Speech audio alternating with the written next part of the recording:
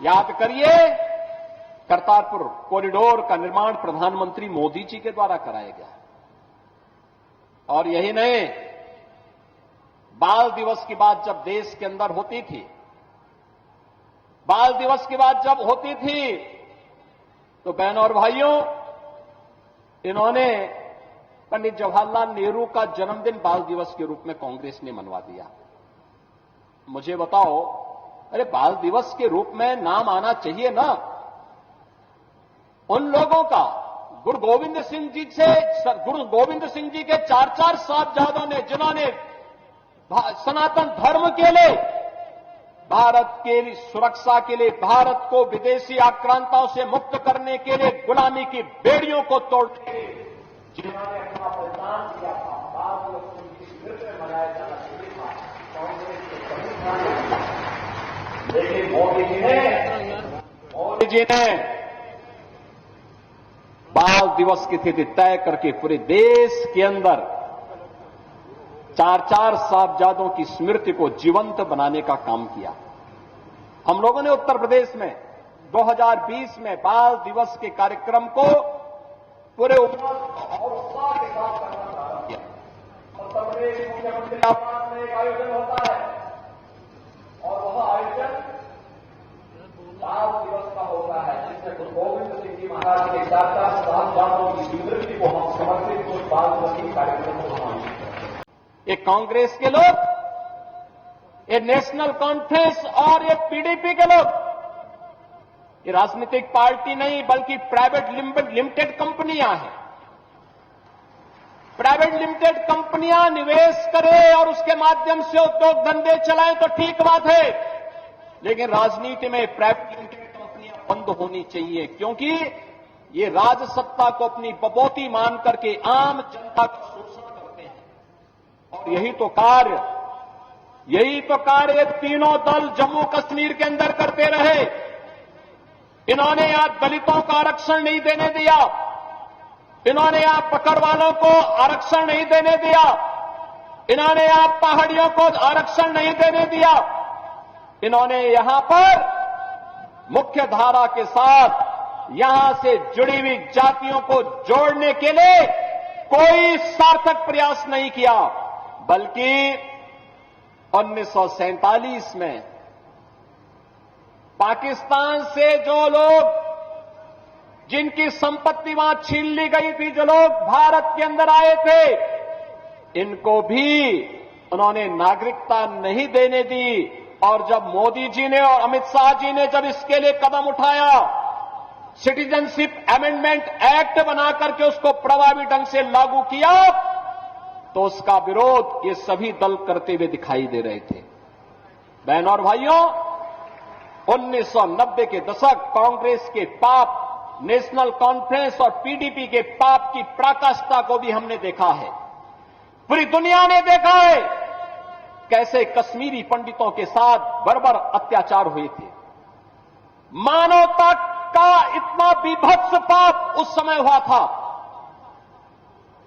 उनके प्रति सहानुभूति व्यक्त करने की बजाय उन दहशतगर्दियों के साथ ये सभी दल खड़े हुए थे। केवल भारतीय जनता पार्टी उस समय उन पीड़ित कश्मीरी पंडितों के साथ खड़ी थी। और मैं आज फिर आपसे कहने के लिए आया हूं, भारतीय जनता पार्टी समाधान का नाम है। जो भारतीय जनता पार्टी कहती है वह करके दिखाती है, और भारतीय जनता पार्टी ने मोदी जी के नेतृत्व में जो कहा सो करके दिखाया है। भारतीय जनता पार्टी ने मोदी जी के नेतृत्व में जो कहा सो करके दिखाया है। आज जम्मू कश्मीर में टूरिज्म का बेहतरीन डेस्टिनेशन है, आज बेहतरीन कनेक्टिविटी है, आज यहां पे वर्ल्ड क्लास इंस्टीट्यूशन स्थापित हो रहे हैं। कहीं एम्स है, कहीं आईआईटी है, कहीं आईआईएम है, कहीं सेंट्रल यूनिवर्सिटी है, और यहां पे इन्वेस्टमेंट के लिए भी एक नई धरातल के रूप में, एक नई धरती के रूप में जम्मू कश्मीर यहां के रोजगार के साथ, स्वतः रोजगार के साथ जोड़ते हुए अब तो बिना भेदभाव के शासन की योजना का लाभ भी जम्मू कश्मीर के अंदर मिल रहा है। आप अनुमान करिए, लगभग 2.25 लाख गरीबों को प्रधानमंत्री आवास योजना में एक एक आवास उपलब्ध हुआ है। पहले पैसा कहां जाता था? ये तीनों परिवार चट कर जाते थे और फिर इसीलिए तो इनके साल भर में 8 महीने इनके इंग्लैंड में व्यतीत होते थे, यूरोप में घूमते थे लोग। जम्मू कश्मीर की जनता तबाह होती थी, अभाव में ग्रसित थी और ये लोग यहां के पैसे को लूट करके ऐशो आराम की जिंदगी यूरोप में और इंग्लैंड के अंदर व्यतीत करते थे। बहनों और भाइयों, आज यहां पे फ्री में राशन का लाभ प्राप्त हो रहा है, आयुष्मान कार्ड की सुविधा उपलब्ध हो रही है, बेहतरीन कनेक्टिविटी के साथ हर घर नल की योजना को आगे बढ़ाने का कार्य हो रहा है। यहां पर जो अनेक कार्यक्रम हुए हैं, ये सभी आज नए जम्मू कश्मीर की स्थिति को आप सबके सामने प्रस्तुत करती है। भाइयों, आज 5 वर्षों में जो बदलाव आपको देखने को मिला है, ये सचमुच एक नए भारत का नया जम्मू कश्मीर है, जो आज टूरिज्म स्टेट में होकर टूरिज्म का एक बेहतरीन डेस्टिनेशन के रूप में देश और दुनिया को आकर्षित रखा है। याद करें, उनके समय में भारत के आन मान और शान के तिरंगा को फहराने के लिए गुहार लगानी पड़ती थी कांग्रेस के समय में या पीडीपी या फिर नेशनल कॉन्फ्रेंस के समय में। लेकिन आज जम्मू कश्मीर के अंदर G20 के समिट होते हैं, दुनिया आकर के देखती है जम्मू कश्मीर के अंदर की टूरिज्म के डेस्टिनेशन के साथ साथ एक अंतर्राष्ट्रीय स्तर का समिट यहां पर पूरी दुनिया को अपनी ओर आकर्षित करता है। बहनों और भाइयों, एक लंबी परंपरा अमरनाथ की यात्रा इस बार हम देख रहे थे। पहले धमकी आती थी कि अमरनाथ की यात्रा नहीं होने देंगे, पहले धमकी आती थी उनके समय में और वे लोग सहम जाते थे, और अब तो पूरा देश और पूरी दुनिया बाबा बर्फानी के दर्शन करने के लिए अमरनाथ की यात्रा में आता है।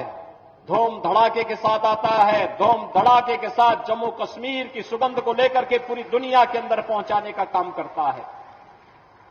माता वैष्णो देवी का दर्शन करने के लिए पूरा भारत आता है, पूरी दुनिया के सनातन हिंदू धर्मावलंबी आते हैं, पूरी श्रद्धा भाव के साथ यहां आते हैं। बहनों और भाइयों, कांग्रेस का नाम ही समस्या है और भारतीय जनता पार्टी का समाधान है।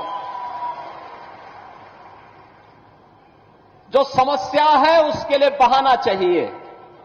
कांग्रेस हमेशा बहाना बना करके देश की जनता को बेवकूफ बनाती रही है और यही कारण है देश में आतंकवाद की समस्या हो, उग्रवाद की समस्या हो, नक्सलवाद की समस्या हो, जातिवाद की समस्या हो, क्षेत्रवाद की हो, भाषावाद की हो, ये जितना भी विभाजन की बीज हैं, ये सभी विष बेल को बोने का कार्य, उसको पलवित और पोषित करने का कार्य कांग्रेस ने देश के अंदर आजाद भारत में किया।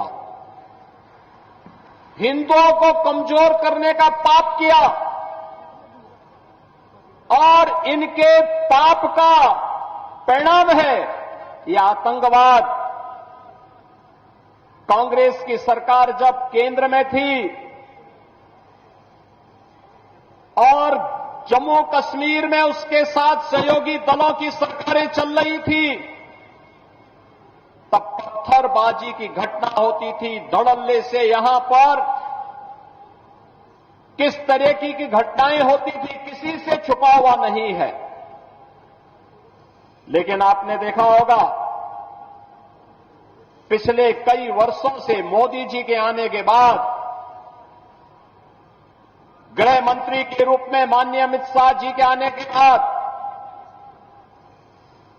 आतंकवाद अंतिम श्वास गिन रहा है और पत्थरबाज पूरी तरह गायब हो गए हैं।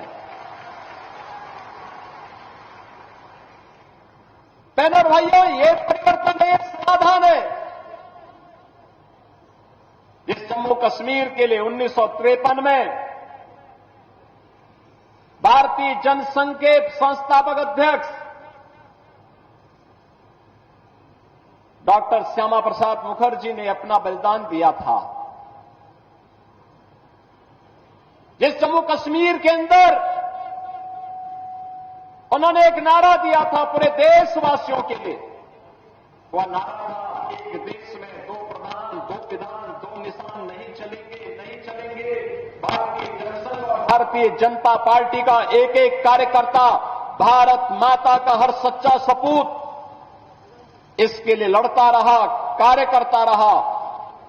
डॉक्टर श्यामा प्रसाद मुखर्जी के उस सपने को साकार करने का कार्य किसी ने किया है तो प्रधानमंत्री मोदी जी ने किया। 370 सदैव के लिए समाप्त कर दिया, 35 डेज सदैव के लिए समाप्त कर दिया। आतंकवाद की नर्सरी समाप्त हो गई।